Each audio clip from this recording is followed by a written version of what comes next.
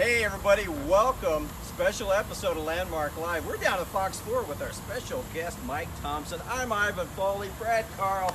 Mike Thompson, nice to have you on, sir. Thank you, Ivan. I appreciate that. I'm sorry about having to do this outside. Apparently our Wi-Fi in the studio is not quite up to par. We had an issue or two with the Wi-Fi, Yeah, okay, so which didn't give me a chance to fix my hair, you guys. And so we got. And Brad's still That's trying. okay. Brad's still trying. He's to get still trying to get on there. I'm still trying to get my hair fixed too. Yeah, that's okay. So, Mike, what time do you have to be on the air again? 9 o'clock. 9 o'clock. We got to get this show done by 9 o'clock. We're a little late getting started, but we'll get there. I tell you what, Mike. What is up with the weather? How's our audio, Linda? Are we good? We got some street noise. Yeah. What's up with the weather? We don't seem to get a spring in Kansas City anymore. This year was odd. Very, very odd. A lot of what we had was due to the seawater temperatures.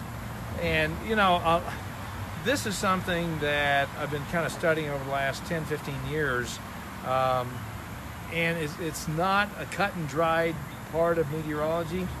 But, there are two main drivers of the atmosphere. One, of course, is the sun cycle. And the oceans, which comprise of 73% of the Earth, really have a huge influence over the weather patterns. And we were into a weather pattern that once it was cold, and then all of a sudden when it dried up, it just boom went hot. So it was this particular ocean pattern that did that this year. And so it was a very odd year, and I have a tendency to believe the summer's going to be very hot. Yeah. Very dry, and we've already got some drought issues around here and there. In fact, heard from a lady and a gentleman up in Gower in Polo, Missouri. Right. They had to sell We're off big their, in Gower, by the way. Are you so really? This is for our Gower. Well, crowd. and they had to sell off their entire herd of cattle. Really? Because their ponds have all dried up, and they said a lot of their neighbors are in the same boat. Because northwest Missouri's in that increasing drought area, and even though we've had some recent rains, you tend to forget about it, but it takes a lot more than one rain or two rains, and this drought is probably going to be a real problem by the end of the summer. So everybody should keep watering their lawns, keep watering their gardens at this point, right? Right, and actually the Missouri River's in pretty good shape because there had a lot of snow in the headwaters of Missouri up in Montana over the winter. The snow was not as wet as typical, but they've got like 130% of normal in the Missouri River basin. So the water flow down the Missouri is going to be fine. So we're not worried about running out of water that way, but it's more about the people who don't have irrigation, the farmers out there, who rely on the rain to do the job. They're going to have more of a problem this summer, I think. Now we wanted to be inside your weather office so we could show all the gadgets and whatnot. So how has let's talk about social media first. How has social media affected you as a weather forecaster, or has it? Well, it has. It's another job for me to do. Right. But it's also a good way to get a lot of information from viewers that normally wouldn't be able to share that kind of information. I got a beautiful picture last night, for example, from a group who's from out in Green Valley, and they're down in Fort Myers, Florida, took a beautiful shot of lightning over the beach. And so I was able to post that, and people see that. We can also share our thoughts on the forecast more informally than we used to be able to. I do a little Instagram 1-minute video every afternoon and kind of chat about what I think's going on, and so it gives us an extra tool to help explain the situation to people, and a promotional tool too. So it's very, very important, like you guys doing this. Yeah. So it's it's kind of the way to the future. You look at, for example, what Glenn Beck's done with Blaze TV. Right. I think that's going to be more and more the way to the future. The millennials, the younger kids, don't watch TV as much as our generation. They get their news from Facebook, Twitter, wherever else, and so you've got to be online to be competitive. Yeah. No, those sirens don't mean anything to you. I mean, you don't have warrants, do you? Those are all. That's they drive by and check on me once a night. My ankle bracelet. You should have taken that off. Son of a gun. Yeah, Well, you know, we're sort of on the edge of town where We get some sirens. you get some Yeah, sirens. we get those in Black County We sometimes. kind of don't pay much attention to them. That happens Unless with the Brad's building's on fire. Brad, yeah, then you've got to pay attention to it. Right. Brad, you got some questions? I need to get to work sharing these Well, videos. So I want to ask Mike a question. This is more Okay. old school question for you. Okay. Growing up, I grew up in Iowa, Yeah. and so plenty of tornadoes and things like that going on there. Right. And back in the day, my recollection is that a tornado warning meant something different than it does today. Has it changed, or am I just nuts in thinking that? Well, you know, it's evolved over the years. Let this Yeah. thing go on past. I don't know what they got going. goodness. Well, something's going on, but I'm not sure what. That's probably Gary Lezak. They are What's going on heading. with Lezak? They are heading toward the plaza. So, Lezak and his dogs. he's down on the there. loose. Yeah, something going on. I don't know.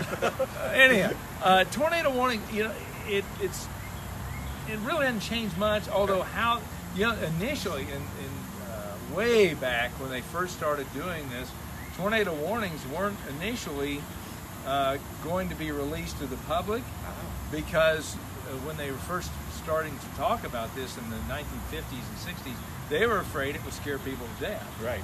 Well, it still does. It still does.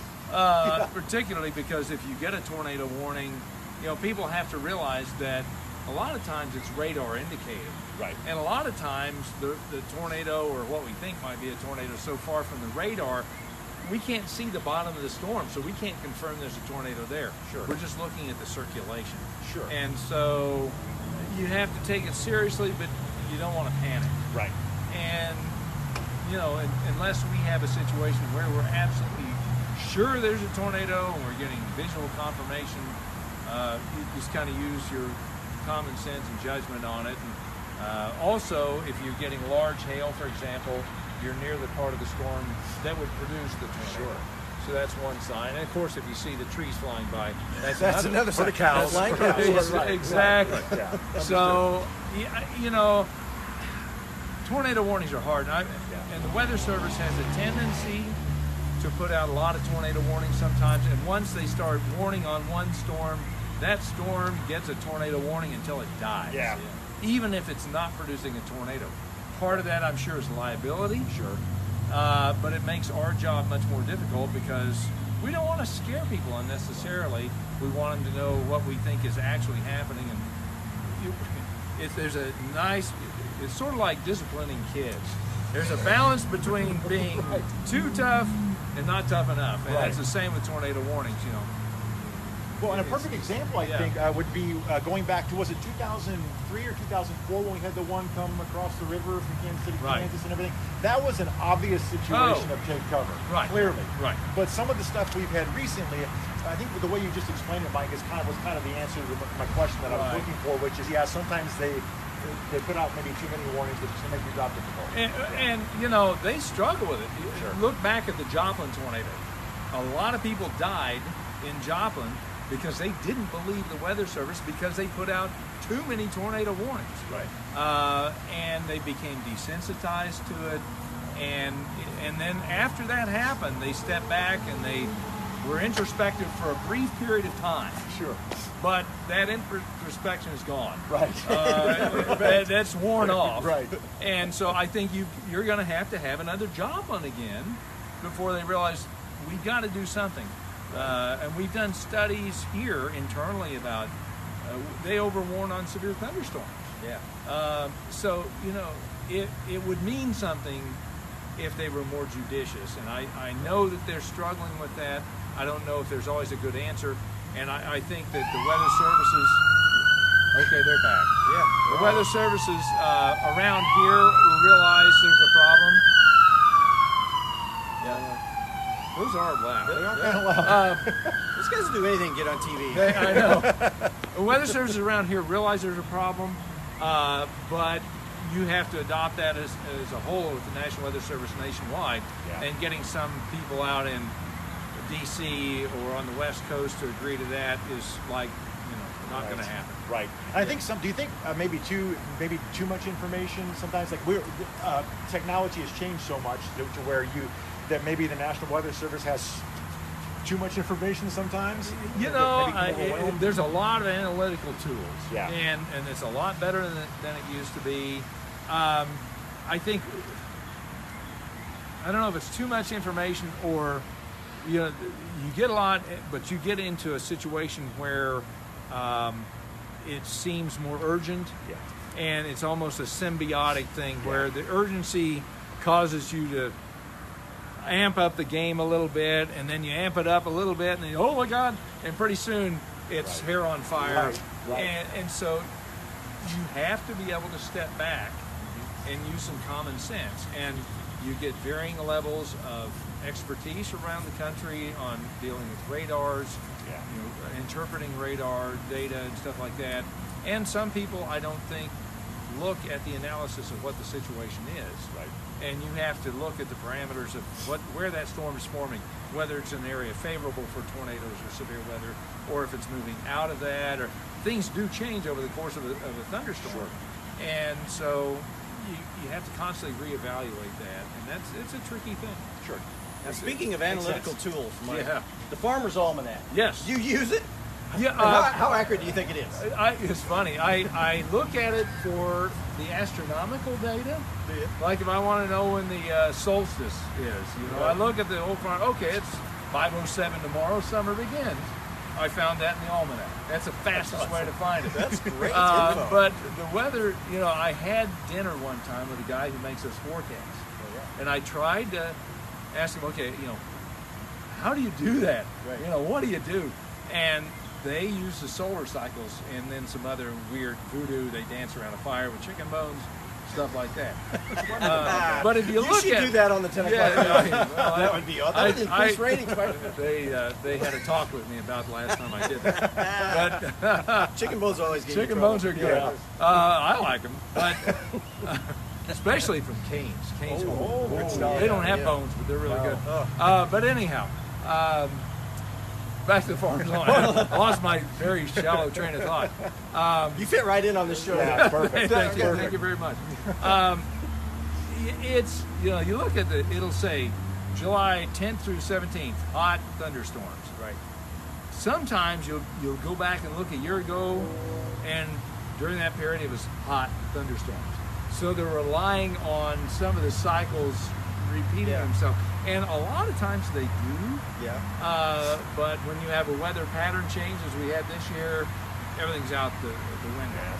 And so I don't use it for forecasting, but I like the little magazine. It's got a lot of good information about gardening and things like that. That is awesome. Hey, we do have a sponsor tonight, and Brad's going to read the first commercial for our fine sponsor, Platte Valley Bank. Our Platte Valley Bank, friends at Platte Valley Bank believe a strong community makes a strong bank. That's why you will find the employees at Platte Valley Bank involved in giving back to its communities in so many ways. With branches throughout the Northland, Platte Valley Bank can help you with all your banking needs. Please visit PlatteValleyBank.com for more information. Member FDIC. Equal housing lender. Thank you, Platte Valley Bank. Whew! I tell you what, Mike, do you guys have a slogan that you use? I mean, it used to be like, was it you that was the calm during the storm? Yeah, working for you. Working for you is it. Yeah. It really is it. Calm during the storm. We're kind of changing. We've got a new bunch upstairs, and they just kind of. We did some research on slogans. Found they really don't. It doesn't matter. So we're out here working for you anyway. It makes no difference. Now that guy that does the weather. Yeah, the guy that does the weather. You know that dude. Yeah, that's the new slogan. And you've been doing this a long time, aren't you? Like the senior weatherman in Kansas City? I've been on the air longer than any of them. But I thought you had. Yeah. I started on the air in 1979 in Oklahoma City. And been in Kansas City since 1983. So it's a while. Yeah. See, and you started out at what, Channel 5 in Kansas City? I was at 5 for 9 years, and then when Dan Henry decided to retire, they called me up over here, and they wanted me to replace Dan, and I was honored, obviously, to... That's big shoes to fill. That's huge shoes. Yeah. I still have people that, ask about Dan, so, he was a fun guy to work with for a very brief period of time, and he left quite an indelible mark on Kansas City. Does the ghost of Dan Henry still haunt the weather center in there? Every now and then, something gets thrown across the room. It is kind of spooky in there late at night when everybody else has left. Well, you can't get any Wi-Fi in there. So No, that ghost show is wanting to come in. That's right. Yeah. Right. No. Dan Henry was fighting our internet connection in there. That's what it was. is. I actually still have Dan Henry's old weather stick behind the door. Do you? Yeah. Oh, So, cool. That is awesome. Yeah, it's pretty funny. That's great. Now, what's the fall forecast? And then I'll let you jump in. The fall forecast. I mean, it's a long ways out. What do you think about the fall? It's a little bit early. I think it's going to be dry all summer. I tend to think that's going to go into the fall. We're going back to an El Nino, very weak one. So I tend to think it's going to be a fairly warm fall. But I do think this winter is going to be much colder. Oh, yeah? Much colder. What about snow? Precipitation? That's hard to tell. I mean, last 3 winters we've had no snow, essentially. Which I like. Yeah, I do too. I'm not. Do you know how that happened? I bought a snowblower. When I bought the snowblower, it hadn't snowed since. Go buy another one. I bought one about 3 years ago, and I've only used it like 5 times. That's funny. It is how it works. It's true, yep. But it's, this is There's pretty. something going This on is here. more. I can tell you this. This is anomalously more active tonight. Well, they knew we were out here. Yep. Yeah. Hi guys. Brad, you had a question? Or did I was going to ask. I got. You know what? That was my question. That was how what I about was going to that? say. Nothing important. Nothing important at all. Yeah, no, it's still fun. I mean, one of these years we've got to get back to normal. I would think that if you have very cold water in the North Pacific, then what it tends to do is create high pressure and draws the cold air down from Canada. And right now, that water is getting colder across the Gulf of Alaska and the North Pacific coast. And so I would tend to think it should be a little more active winter. Now, I start really looking at those seawater patterns as we get into August and September. It takes a long time for them to shift around. So, it can take months for them to change dramatically. And they have a tendency to go back to the same pattern sometimes for up to a decade. So and this is a fairly new science because you can't sense the entire oceans without satellites. Well, we haven't had satellites until the late 70s, early 80s, and even then they weren't advanced enough to be able to sense the infrared radiation off of the oceans very accurately. So the ocean water patterns data only goes back to about 1983 or 84. So that's not a long period of time. So, when you, and this is what kills me about talking about climate and this, that, and the other. When they talk about hottest on record, you got to remember, our lifespan and our records are very short. Even the longest records are nothing compared to how old the Earth is and all the things that have changed.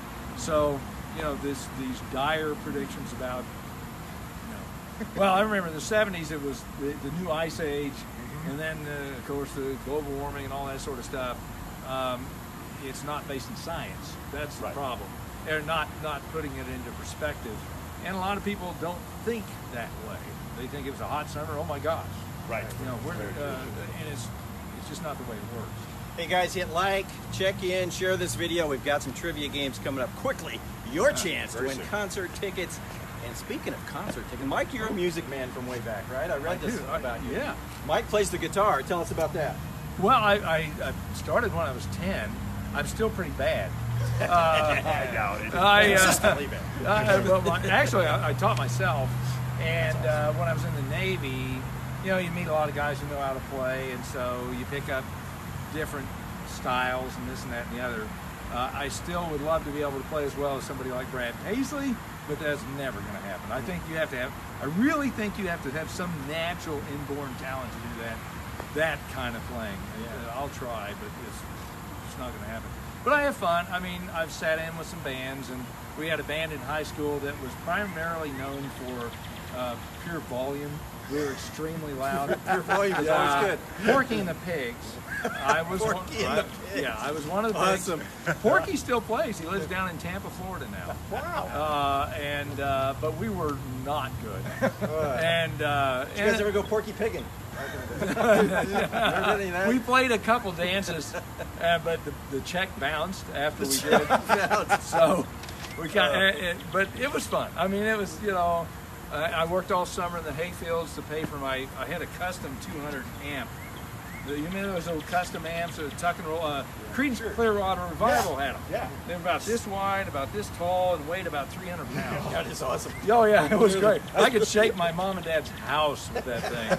I sent my brother down the road on a bike one night to see how far away he could hear me. It was like That's fantastic. half a mile. So You know who can't play the guitar? Brad Carl. I really? I taught myself mostly too, so we have that in common. Yeah. Really? Yeah, definitely. What kind of guitar do you have? Honestly, I only have an acoustic right now. Yeah. So I just I go back and forth. I love sitting around picking on an acoustic. Yeah. But I have a Telecaster, a Fender Telecaster I really like. It's so easy to play. It's driving a Cadillac.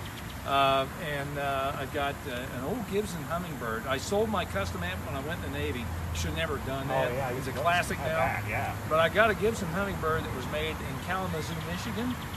One of the last ones that were made. Now they're made in Mexico.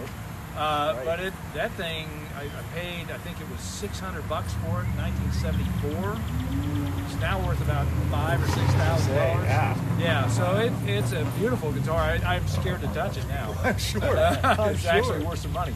But That's fantastic. so I don't get to play often enough.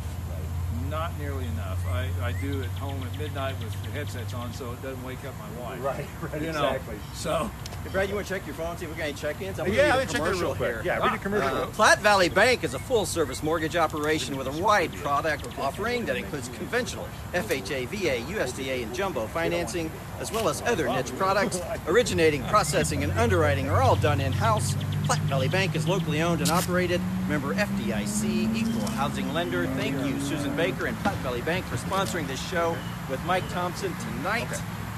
Mike, did a little reading about you. I understand you turned down a job offer from CNN way back then. years ago, I worked in Oklahoma City, and the news director there went to CNN when it was first started.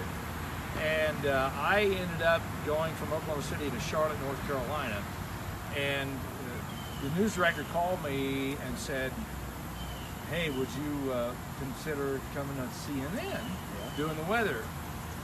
And at that time, cable news was brand new, and I thought, oh my Lord. That's going nowhere.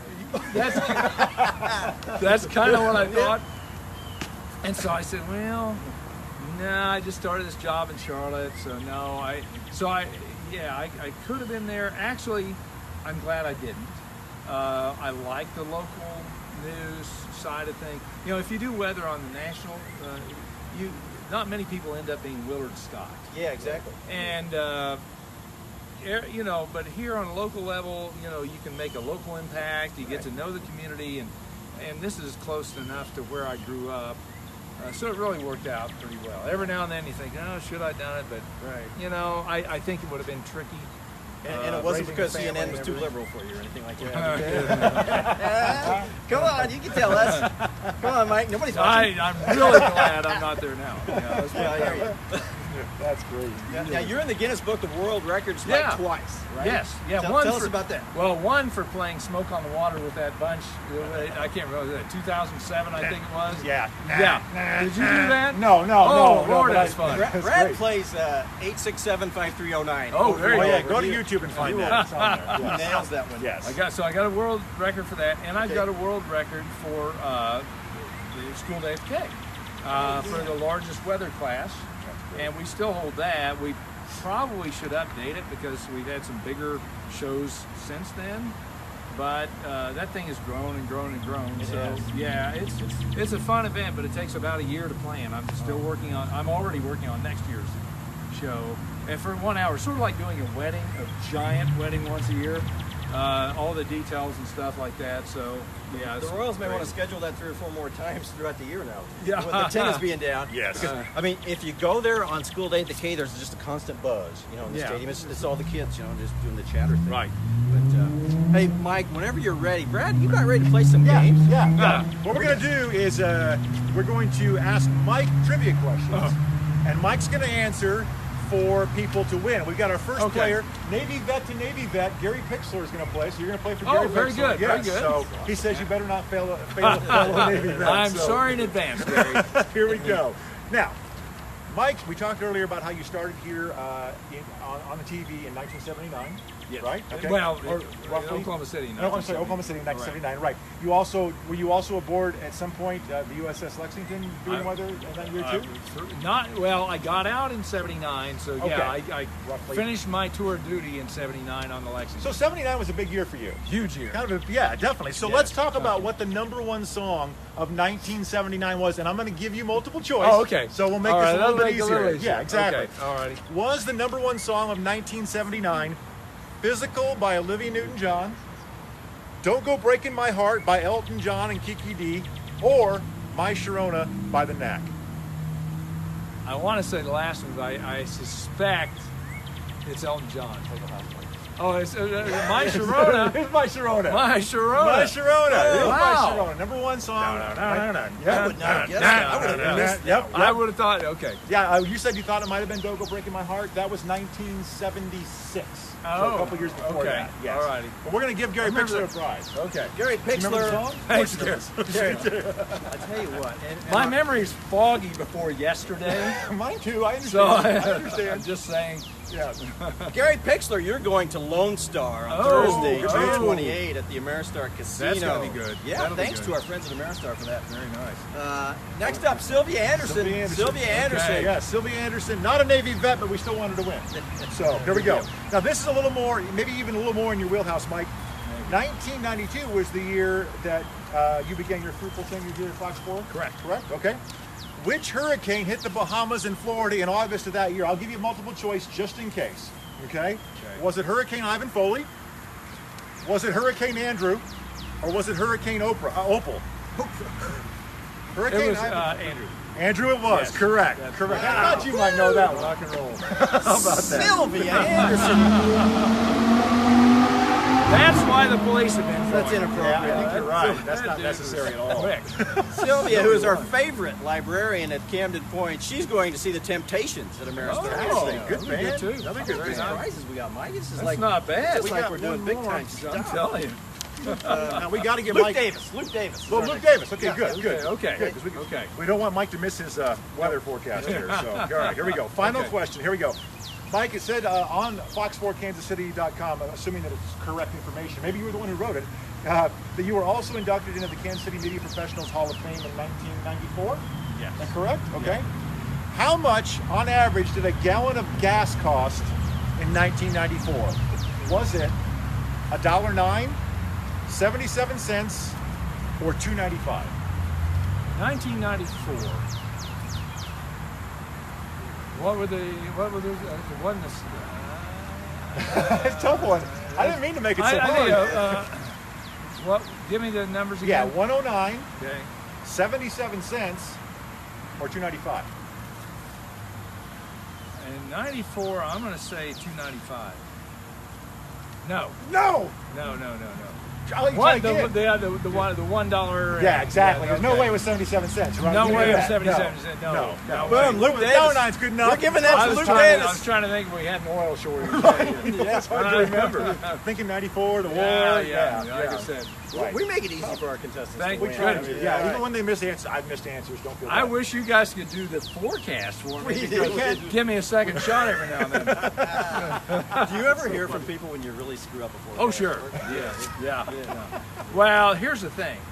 They'll usually, I wish I could get paid for being wrong, be wrong half the time, still get paid.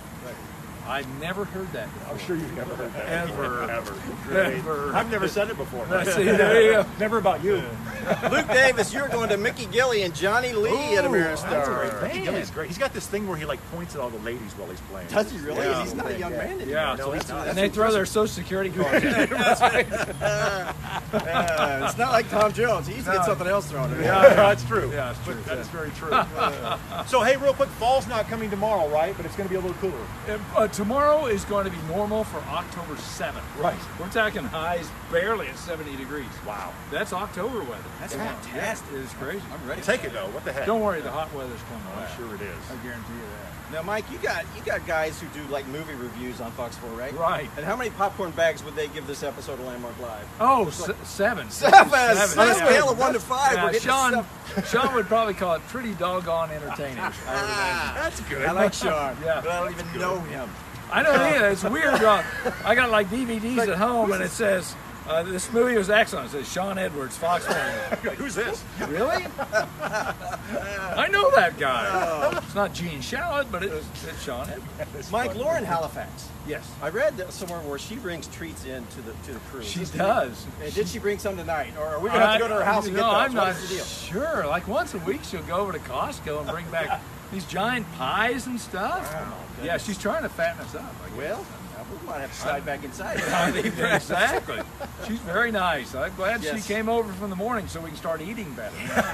We will try to get her on the Landmark Live show at some point. I That would be think fantastic. she'd like that. Yeah. Maybe you get Wi-Fi that time. We'll try. Maybe she can upgrade. Maybe they actually let the news people have No, I don't Wi-Fi. know. They just don't let the weather guy. That's right.